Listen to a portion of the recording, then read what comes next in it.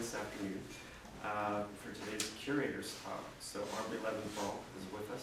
She's going to speak about the show she put together here, New Radicals. And I think we have a few of the artists here with us, so she'll tap them for their comments as well. So let's give a warm welcome for Aubrey. Thank you guys for coming out today. I have notes, I hope that's okay. I want to just kind of talk about how the show came together and some of the big themes, and leave some time if you have questions. So it's going to be fairly casual, but I need these in case the brain leaves me.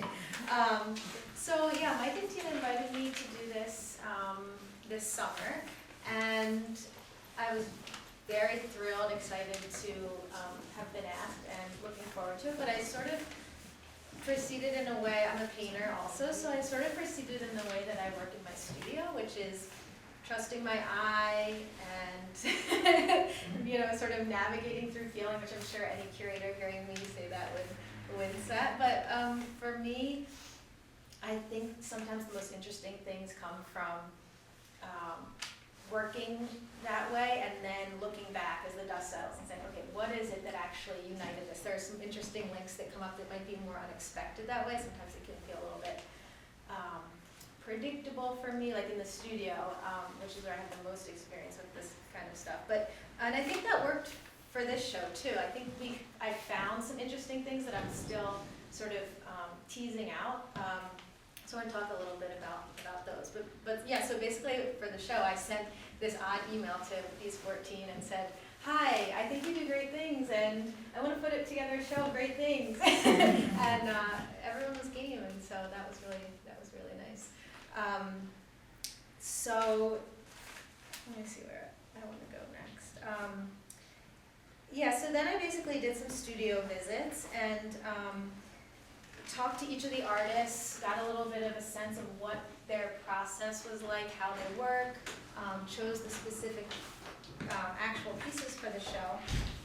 And I started to notice that the work felt like all of it was concerned with being subtle and being quiet and sort of like a slow read. I felt like that a lot of the work, while it looks really different, touches on some of that, and it feels really rewarding in person. I hope you're feeling like that. You maybe got the postcard, but when you come in, you look and you feel like the surfaces are really interesting and different, and there's a real interest in like nuance of color, and so those are some of the things that I wrote on that blurb on the postcard that I felt were really those uniting themes of the show. And so I started to think, I needed a title, and I started to think, well, why is that like worth having a show, or why am I feeling like that's something really important right now? And I was thinking, when I go up to New York, or when I go into a gallery that I'm not expecting to go in, like one that I haven't sought out, like knowing what I'm going to go see.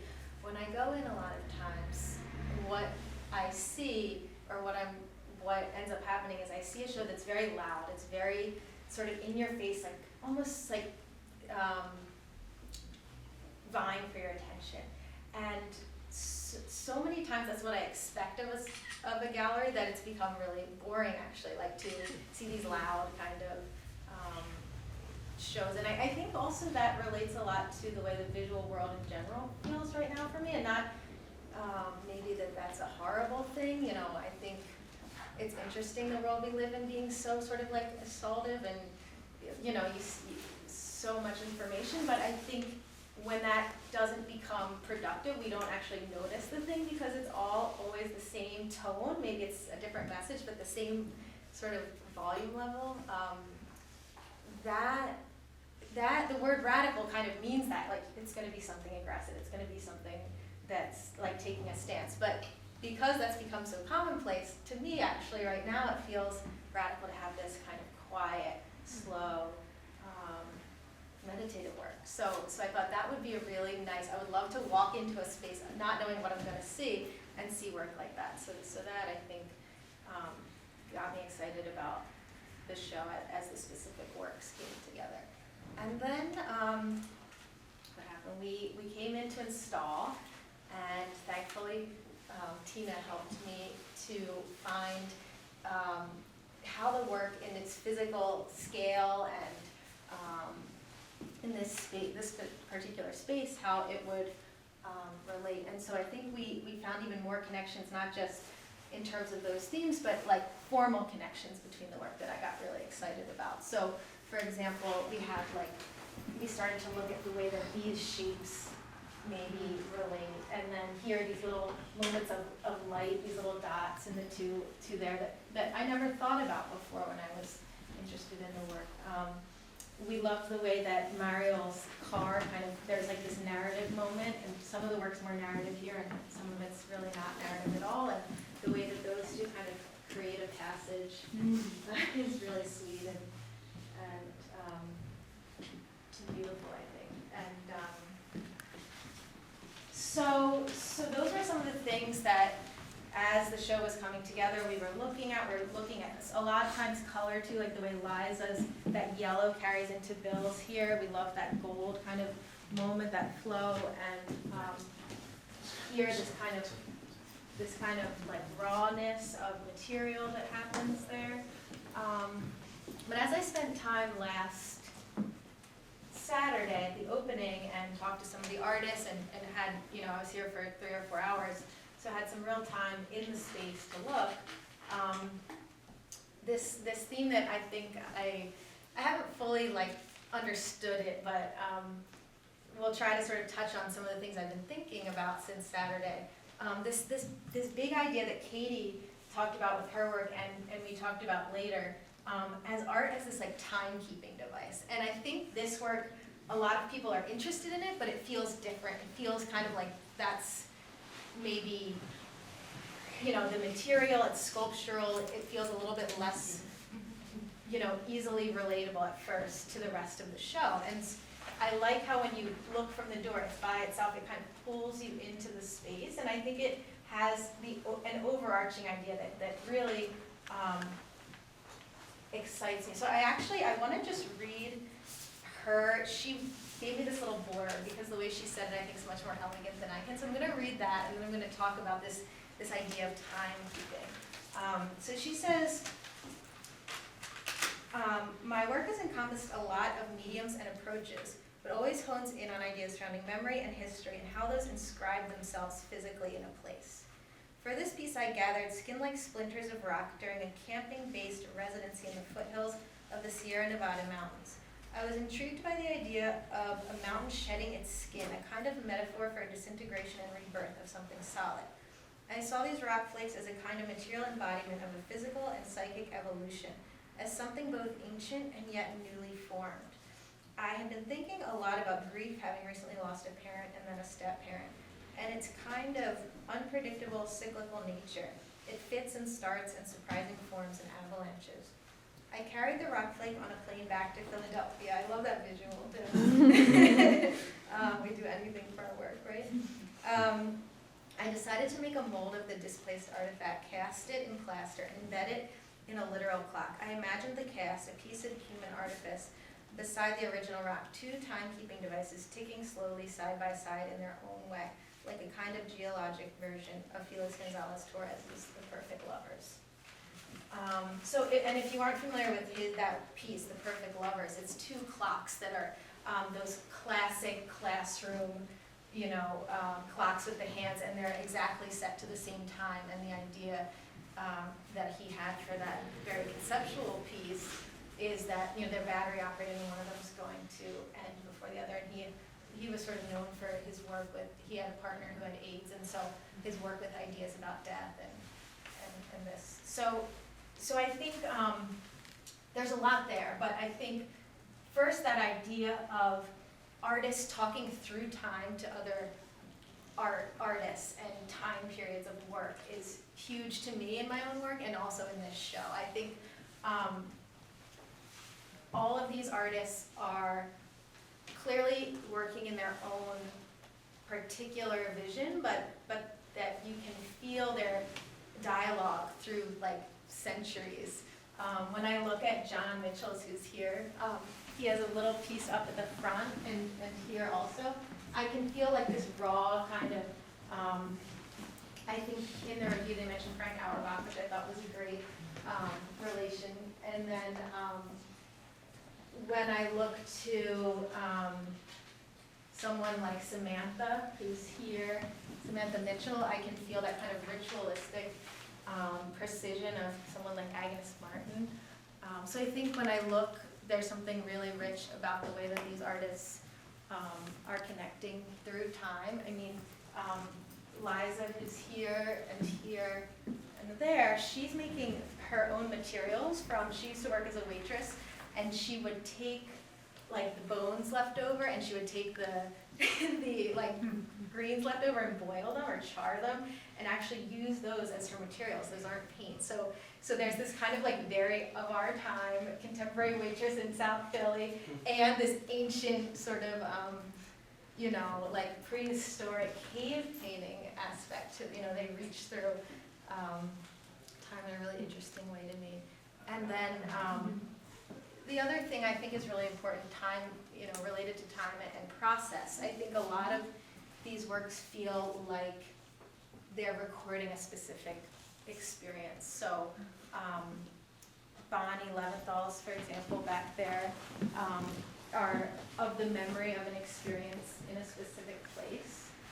But something like Claire's, which is right next to that, is actually from the specific experience of looking. She sets up these little fabric samples and works from, you know, a real-time experience of looking, and that's recorded in the painting. And I think that's like a larger idea about, to me, like authentic, what it is that's so captivating about painting.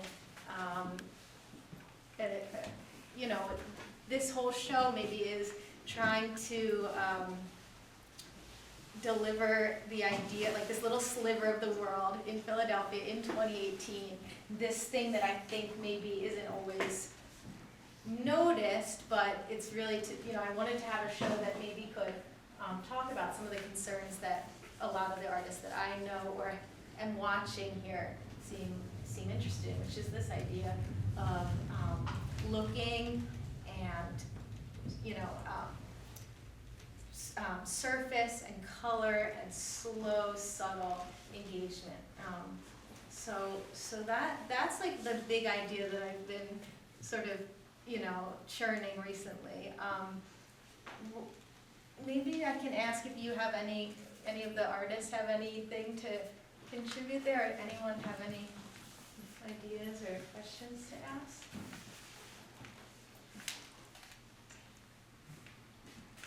Where are those artists hiding? Yeah. There's no way I can say it any better than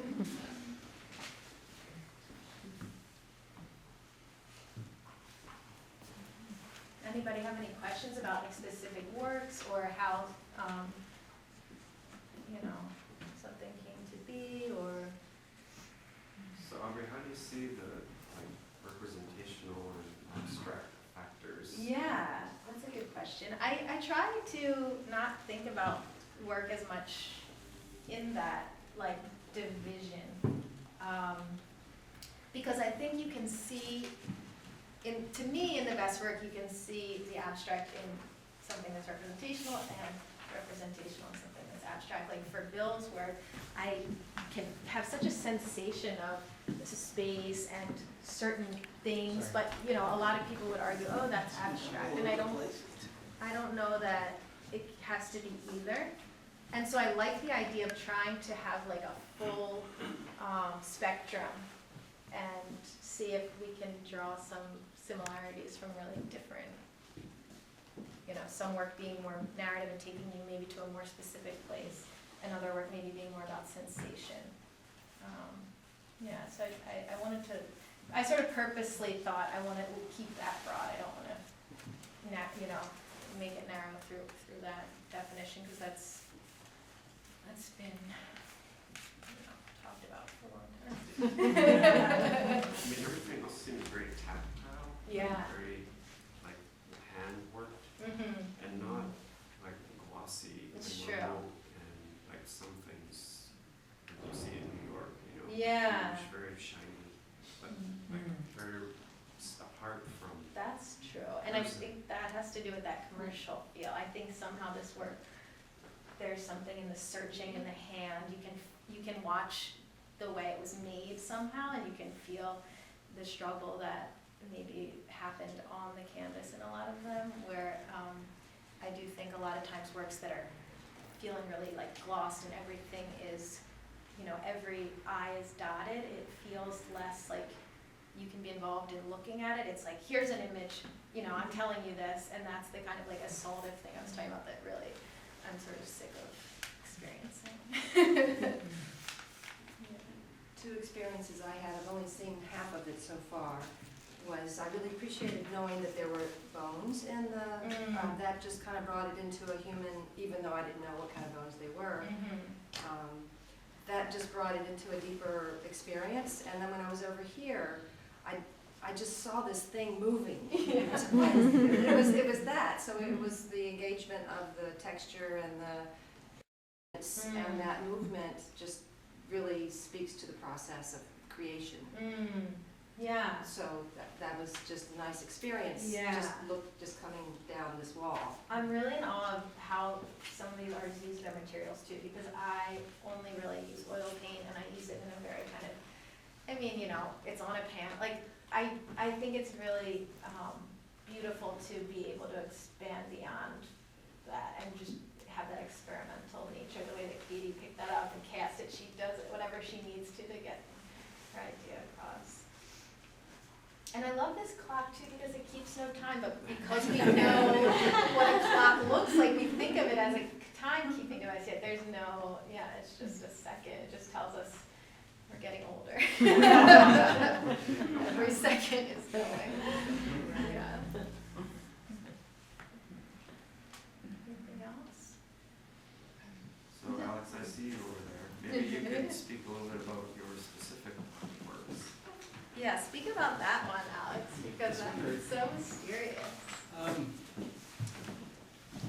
It started out as a landscape that I was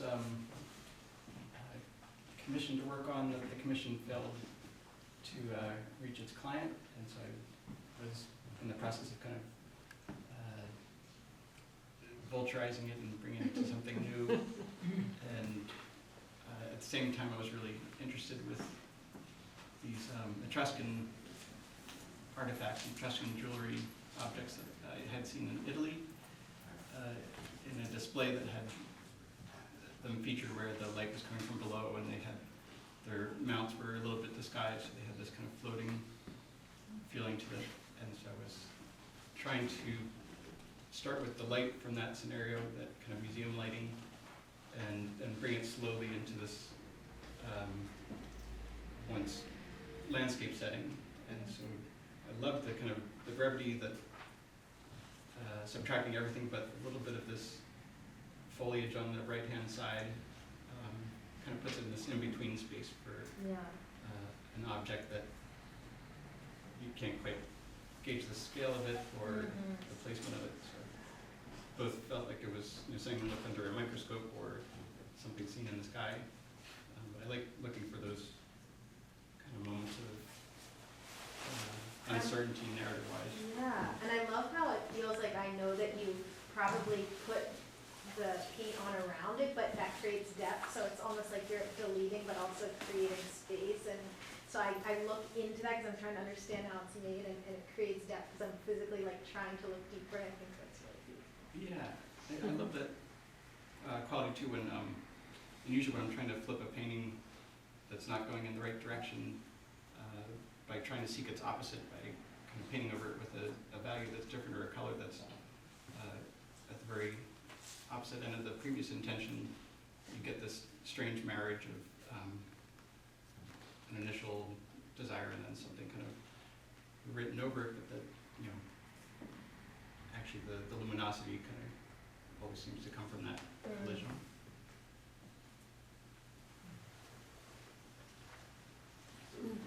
John and Adam, how about you guys?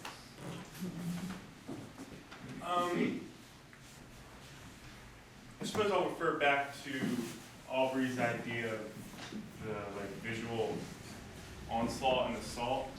I think so much of that is sort of rooted in the need to communicate clear and concisely. Marketing is the ability to sell a product via a very clear communication. You buy this and this will happen.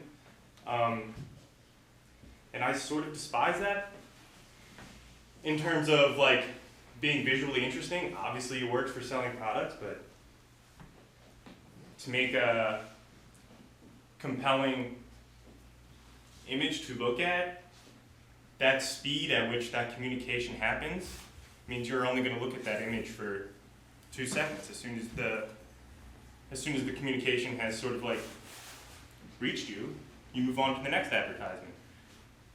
And so much of painting's sort of quality to me is in its total ambiguity. And it's sort of timeless ambiguity, like paintings which we sort of fall the most in love with are in some ways the most vague and uninteresting in literal terms. We think of, Monet or Matisse, Van Gogh, they're not painting a person sitting at a table, painting flowers. These are not like compelling concepts. They're beautiful recognitions and creations of visual pattern and awareness. And I think that's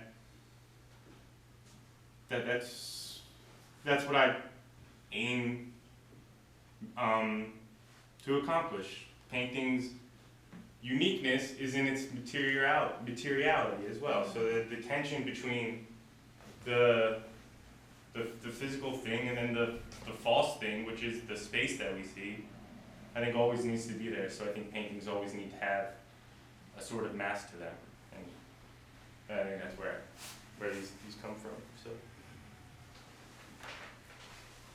And then to bounce off of that space of that immediacy, the world that we live in that's screaming at you, specifically living in the city, being cognizant of a culture, being cognizant of a contemporary culture, and then looking back and see how artists or thinkers, scientists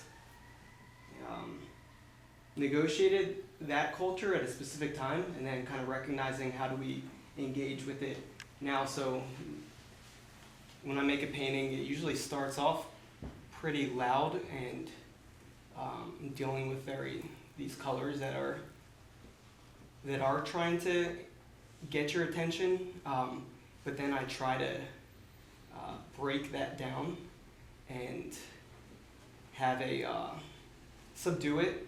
Sometimes the colors seep back out onto the surface, but it's a constant additive and subtractive process. And in that process, there's a life that takes, whether you want to call it a struggle or whether you just want to call it existing in the studio. It's an object, it's a piece of wood that's getting mutilated and polished and ground up and recycled. A lot of the paint that seeps over my edges are recycled back onto the surface or other paintings. And then, it starts getting loud again and I start subduing it. So it's very much about building that surface until it sits right as if you found it on a sidewalk sparkling like a Hers chip bag under, or a stone that you find on a hike. Something that just embodies an experience, whether that engages a memory or just something very you can't really describe it, but there's a connection to your being, your humanness, to something cosmic. Well, I think your works are so interesting in that they are like artifacts, the way that you said about a Hers chip bag, that it has people step on it and then the rain comes and it accumulates time onto it. I feel like your work becomes that kind of object in the world too, which is really interesting. Yeah, so then it's all, yeah, exactly. How do I make it become an object of this world, but at the same time keep it within the rectilinear like painting format. So understanding that it is a painting, I'm not trying to disguise it as a stone, Right. but I'm interested in how it's a cousin to that, or just a network of that type of thinking. And it is very much like John's talking about, slow you down. I mean, in this like sped up, like immediately everything needs to be very gratifying or understood. So I like to sort of lure somebody in and like consider, and because this is what happens when I'm painting it. Oh, this looks familiar, or I've seen this before. But then, as soon as that becomes too familiar, I divert and either turn back around or run forward or go left to right, or hover. So it's feeling that familiarity and then stepping back, because I'm not trying to get caught too much up in that logic that somebody else gave us, and just try to create your own sort of logic to it. So within that, it starts to embody and experience an object. But the materiality, I mean, I work with acrylic paint, and very much been, going through art school, being told that, the sincerity of acrylic paint is not quite, the history of it's not matching up. So I wanted something to happen with the materiality of acrylic, so it came down to like really breaking it down. Acrylic wants to dry fast, so not letting it dry fast by like continuing to keep it damp through days and let it puddle, let it become soupy, recycle. And then I mix I go down the Wissahickon and I collect mineral schist that's in the sidewalks of our city and our buildings and foundation. It's got that sparkle to it. And sure, you can get mica at an art store, but we have it in our backyard, so that creates a sort of gritty quality, and I think that's where the artificiality of acrylic and plastics kind of dances around with the stardust. That's too silly.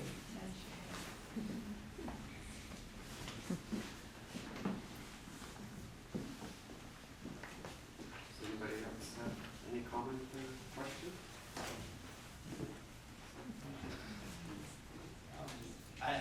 I'm Bill Scott. I was really flattered to be included because I love Aubrey's work.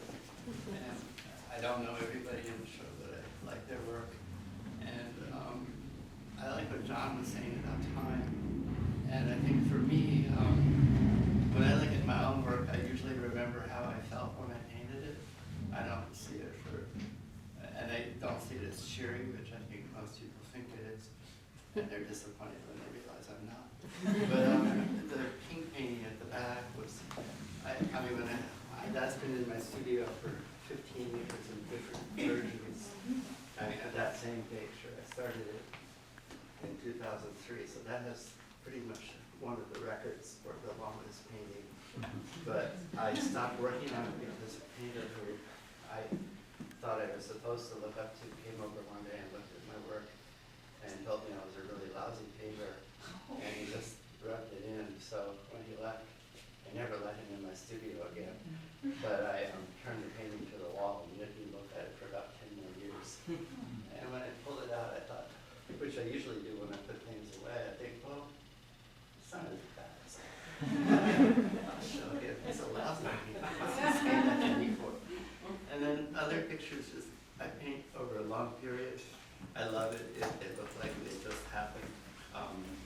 I was in a painting book someone wrote on Alacrima painting once, and when I saw it and saw which picture they had picked, I said, that Alacrima painting took me 2.5 years. And he said, oh, I don't care. The little guy here, the diptych, it's been going on for a long time. Little paintings are hard for me, and because they're always wet, so I try to work very little and then run away and then come back. But that one bounced around for the longest time, and it was just on my wall. It didn't start out as a diptych. And then one day, Evan Fugazi, who did the blue painting, was over and he said, "Oh, that's done." And I said, "It is." And so I left it there. I signed it, and then I went back to work on it for about 15 more times. And then it was okay to let go of it. But I'm grateful sometimes when other people can see it in a way that I'm not always ready to. And I love what you said, Bill, too, about it, like looking like it was quick, but it taking you time. And I think I had that conversation with Rebecca, who's not here right now, but she was saying how she's so careful. She's like sick of how careful she is because she'll do one stroke and go down to the kitchen. Her studio's in her house, and she'll go down, and her husband's like, "What are you doing? You're up there for 10 minutes." She's like, "I just did a great stroke. I need to leave it alone." Like, yeah, so. yeah, I often hide pictures from myself. Yeah. Pull them out 4 months later, work on them Right. a little bit, and hide them again. So it's good to have about 25 things going at once. And I think while the work might feel like it's like the stroke is fast, we can see the longer we look at how considered that it must have a lot of time in it. And I think that could be a really nice tension too. Yeah. Aubrey, I came in a little late and I wasn't sure if you'd spoken about your piece behind the. No. Did you choose that early on or towards the end? No, I chose it toward the end. Its title is Foggy Mirror, and it's basically just the idea. I was so happy because it was a failed painting, as you were saying. Where'd we go?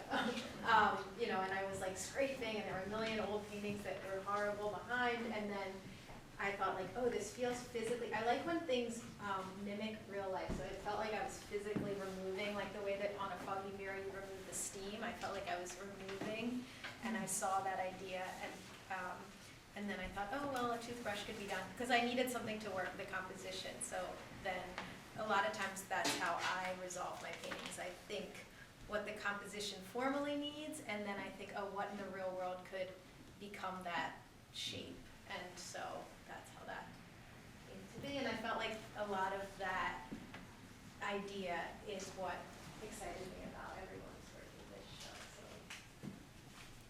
when they said, oh, we need one back there, I said, okay, I think I have one.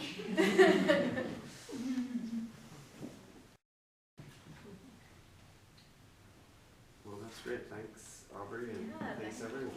you. Thanks.